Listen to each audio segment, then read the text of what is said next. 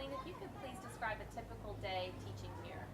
A typical day teaching at RC in San Pedro is definitely a little different than back home. I get up around 7:30, which is really nice. School doesn't start until 8.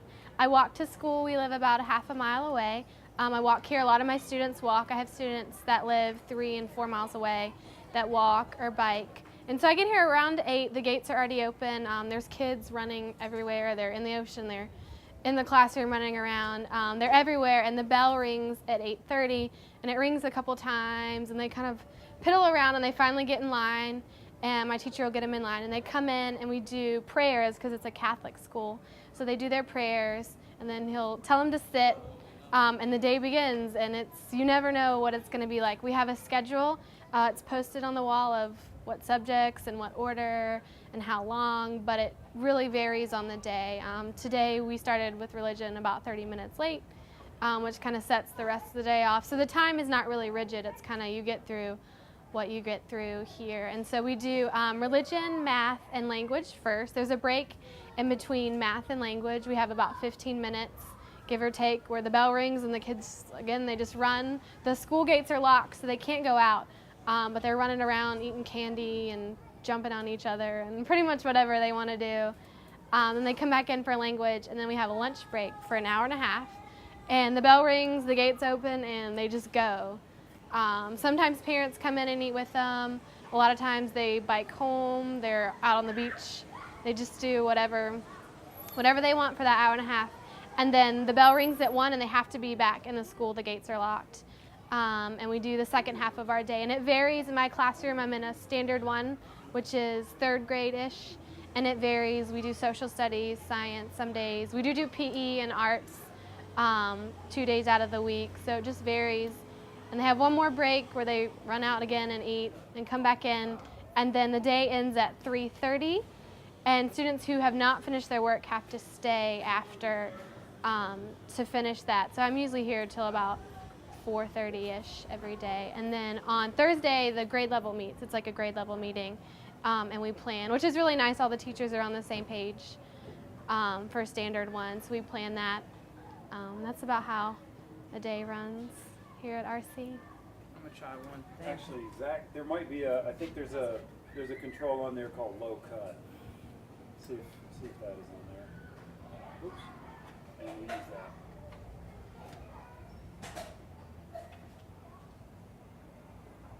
You might be able to knock down. When you go through the menu, there might be a sensitivity. I don't know if there's low cut or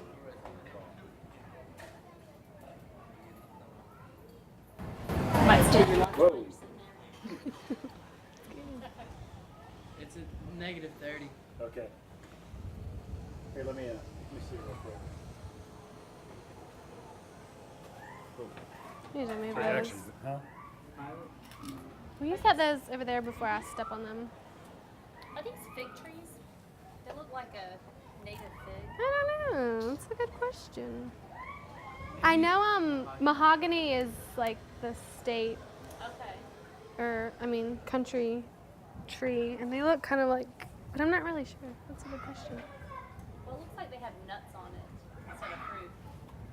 Those look like hard, like. Yeah, they're like the little. I don't know. I have to ask. I've never thought about this. They got what kind of trees have you got? Yeah. All right. Well, I'll make the best. Here you go. Let me hand that back to you. Okay. Almonds? And so they're like almonds hiding inside those little green things? Maybe. Okay, we're still rolling. I should have Oh, so good. that's all right. Okay. Okay, ready?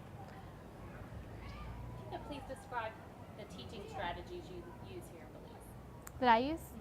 The teaching strategies I use here in Belize are really similar to what I use at home. Obviously, they're adapted because of the different learning styles here and the materials available.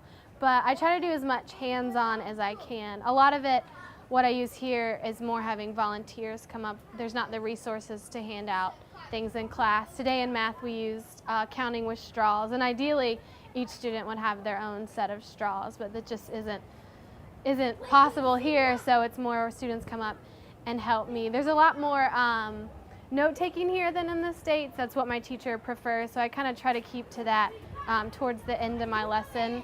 It usually flows very similar to back home. I do my teacher input, we do guided practice together, and then we do notes. There isn't as much independent practice. My teacher, I've kind of trying to mix our styles of teaching, not to throw the kids off or him off. So a lot of times we do a quiz on Friday for math. Science was really exciting. We got to do a really cool experiment with the students. We took them outside and we built roller coasters. We were talking about friction. And it's not something they get to do a lot. A lot of times science is in the classroom. It's not very hands-on. So that was really neat. It was very chaotic because they're not used to all the manipulatives and all the moving around. But it was really effective and I really liked it. And I try to do, I don't teach full-time. I assist my teacher a lot. So I try to walk around and I get to do a lot of the one-on-one here, which has been really nice. I'm not able to do that when I'm the full-time teacher, but I'm able to go around and do some one-on-one reading and just helping out with those students who get behind a lot of the time. So there's a lot of different methods that I use depending on like what I'm teaching. But if you could reflect on today's lesson that we filmed, how do you think it went? Anything you'd do differently? Today I taught a math lesson. It was my second day teaching math. We're teaching place value in the decimals. I thought it went really well. I was kind of nervous. Yesterday was really shaky. This is something that's very new to them, doing place value, so it's always hard to like set that ground.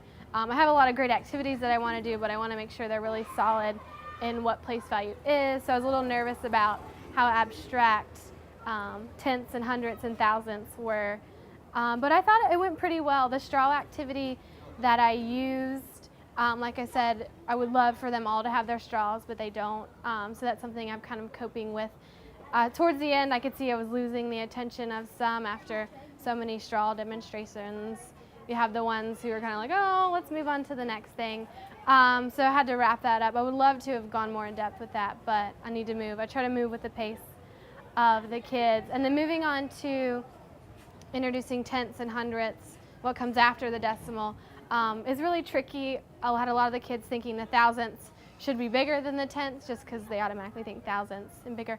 And I would love to have had something more visual, something showing them like the fraction of 1/10 and how the fraction of 1,000th is so much smaller. I feel like that would have really helped.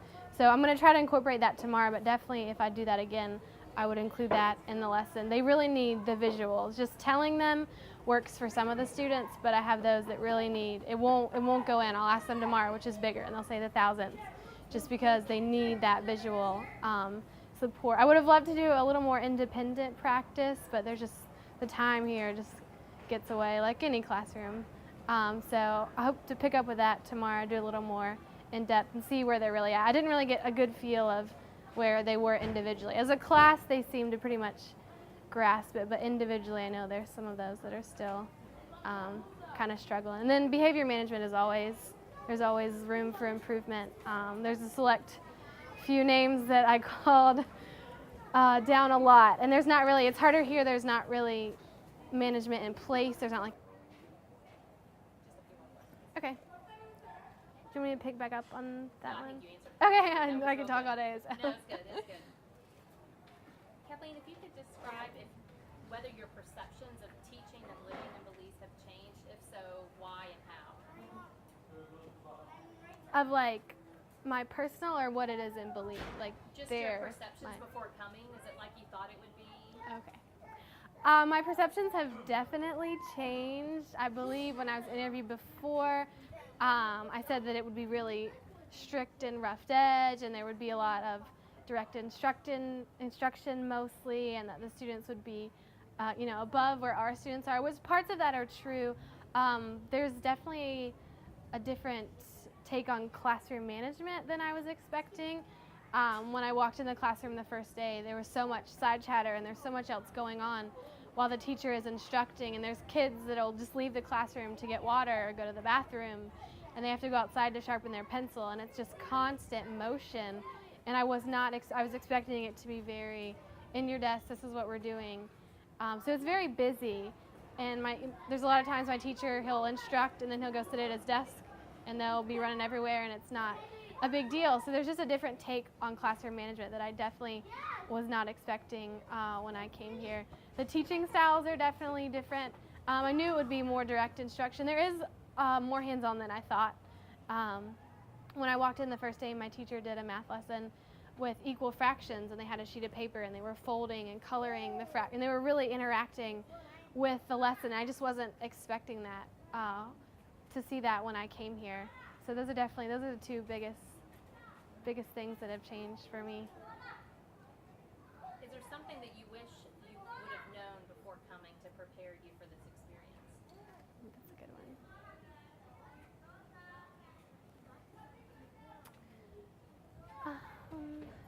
There's so much. I think I definitely would have brought more materials. I knew it's kind of like they tell you, the materials are lacking, and you know that, and you're like, oh, I'll deal with it. But I didn't realize how much these kids need. Even like the library, when I walked in the first day, there was maybe 20 books, pages missing, covers missing. And, right then and there, I was like, I should have just brought a full suitcase full of books. So it's just, there's so much that they don't have. And it's even more of a challenge when I'm trying to teach, and I want to use this and I want to use that, and it's just not. So it's a lot more footwork than it is back home. At home I would type in the Mimeo, the notes I wanted on the board. Here I'm physically writing the notes on the board. I would get the manipulatives together beforehand. Here it's kind of like whatever I can use. So definitely it's a lot more work. It's a lot more rewarding though in the same way. So I definitely say I wasn't expected for how much work and how much energy it was going to take to accomplish what I really want to in the classroom. So.